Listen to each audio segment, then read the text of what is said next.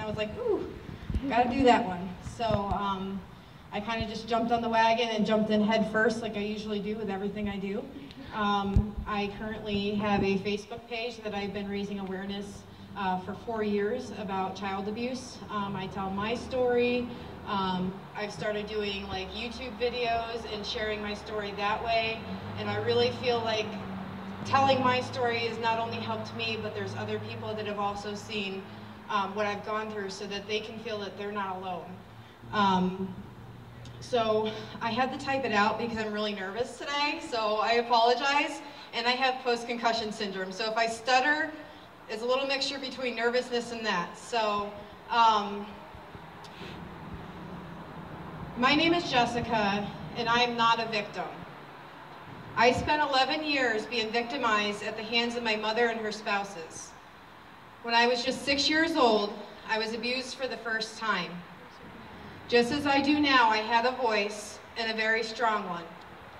I told my mother what happened to me, and I trusted her. She was my mother, the one who was supposed to protect me. She was supposed to make sure that I was safe, and when I told her what happened to me at the hands of her boyfriend, she promised me that she would take care of it and that everything would be okay. Everything definitely was not okay. When I came home from school that day, my father was there along with several police cars. My mother explained that she confronted her boyfriend and he became physical with her. She told myself and my siblings that we would be going to stay with our dad for a little while until it got sorted out. A couple weeks later, we went back to her house. The night we went back, she piled myself and my 2 siblings in her vehicle. She had me sit up front. She drove to my abuser's house, and she parked along the road and told me to get out of the vehicle and go tell my abuser that mommy still loves him. I was heartbroken, I was disappointed, and I lost all trust in that moment from my mother, and most importantly, I was scared to death.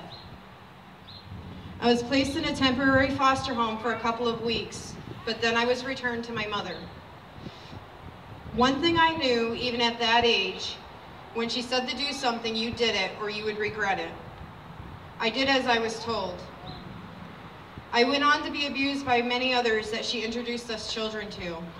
When I was around 10 years old, she remarried. She began knowingly setting me up with my abusers. At one point, I was abused by her husband's brother. I ran for my life from this man's apartment and thought for sure that they were going to find me dead somewhere. A truck driver in a nearby parking lot had seen me and stopped me. I told him what happened. He called 911 and the police came. When my mother showed up, she put on a perfect show. She cried real tears. She had real worrisome facial expressions, and she was very believable.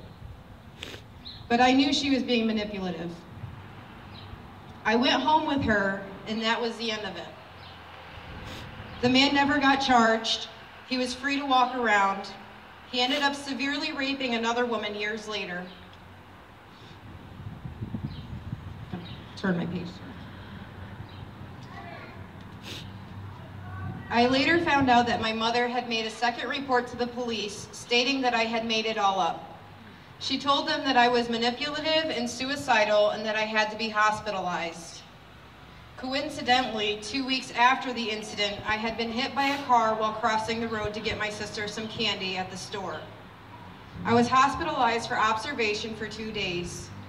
The following day, I went to school. I was at lunch when I was told I was wanted in the office. As I turned to walk out of the lunchroom, my mother, 2 police officers, the guidance counselor, and a principal all stood in the doorway of the lunchroom. When we got to the office, they began asking me questions I didn't understand. They asked me things like, do you ever hear voices? Do you think about harming yourself? At this point, I had seen enough and heard enough that if this was my way to get out of her house, I had to take it. I told them exactly what they wanted to hear. I was evaluated at the local hospital and then admitted to a children's psychiatric unit. I was there a little over 2 weeks when they said I would be going home. I purposely acted out to make sure that that didn't happen. I was placed on all kinds of medications. I felt like a walking zombie. When I left, I honestly had no idea what was going on around me. I remember going home 2 days before Christmas Eve. I began hiding my medications in my cheeks to avoid taking them. I remember on Christmas Day, my stepfather's brother came to our house. I tried to hide in my bedroom, but my mother insisted with physical threat that I will sit out with everyone else. In fact, I was made to sit next to this man at the table while we ate our family dinner.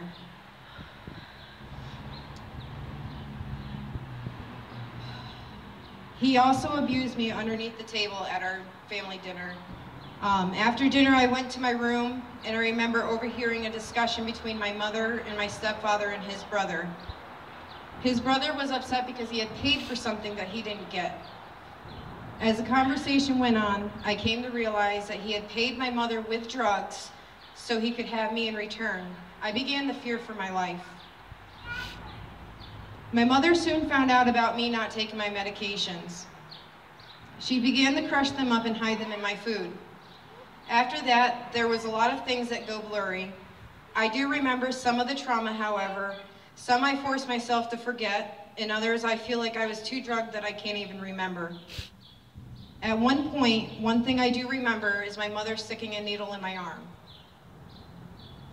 I went through this for approximately 2 more years. I went through verbal, emotional, mental, physical abuse, and neglect. My mother would spit in my face. She would pin me down on the floor and hit me, pull my hair, shove me in the walls. Her boyfriends and husbands would sexually abuse me. Finally, my father fought a long and hard fight to get custody of me. I went to live with him when I was 12. He got me off the medications, but I was a very, very angry child. I hit things. I took out my anger on the wrong people.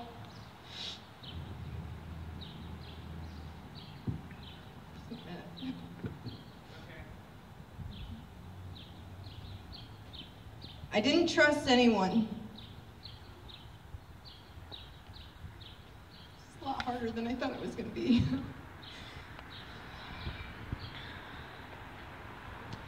I didn't take care of myself. I refused showers. I refused to brush my hair. I refused to brush my teeth or wear deodorant. I didn't care about anything at this point. I didn't care what happened to me because in my eyes, the worst had already happened. It was only downhill from there. I was essentially placed into custody of children and youth when I was 12. I went through placements until I was almost 18 years old. I struggled with relationships between myself and my family, as well as my peers and adults who were trying to help me. One of my foster parents is right there, so I keep tearing up when I look at him.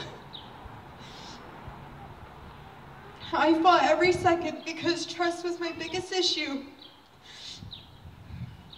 When I was around 16, I entered an independent living program. When I was 18, I left placement. My mother, till this day, attempts to contact me. When I don't give her a response, she flips her switch. She has been known to talk to me at first like she's a changed woman. When I don't reply to her or give in to her manipulation, she has been known to call me names, bring up my past, claim that I'm crazy or that I was a horrible child. She makes false accusations, forever taunting me. The abuse didn't end when I turned 18. My name is Jessica and I'm not a victim. I am a survivor. As an adult, I survive every day. I struggle still with relationships. I struggle with trust. As a mother myself now, I always question myself. I worry that I will end up just like her.